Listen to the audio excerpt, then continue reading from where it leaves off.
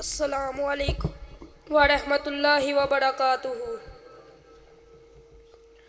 نحمدہ ونصلی علی رسولہ الکریم، اما بعد فاعوذ باللہ من الشیطان الرجیم، بسم اللہ الرحمن الرحیم۔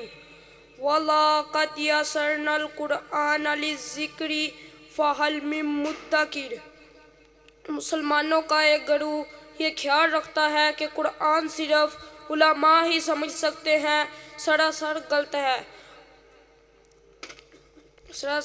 بلکہ قرآن کی روشنی سے لوگوں کی مرحومی کا باعث بنتی ہے اور ان کو بزرگ پرستی میں مبتلا کرنے کا سبب بھی ہے، کیوں نہ کہ قرآن ایک مقصدی کتاب ہے جس کو سمجھے بغیر کسی طرح اس سے فائدہ اٹھایا جا سکے گا۔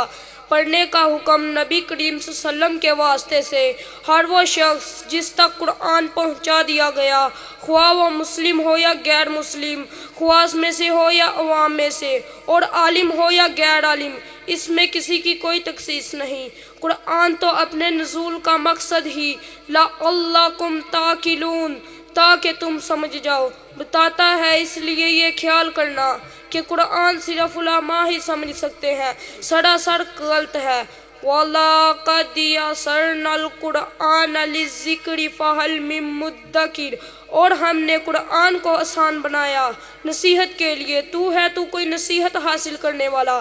قرآن کی اس صراحت کے باوجود بھی یہ کہنا ہے کہ قرآن صرف علماء ہی سمجھ سکتے ہیں، سراسر غلط ہے، سراسر غلط ہے۔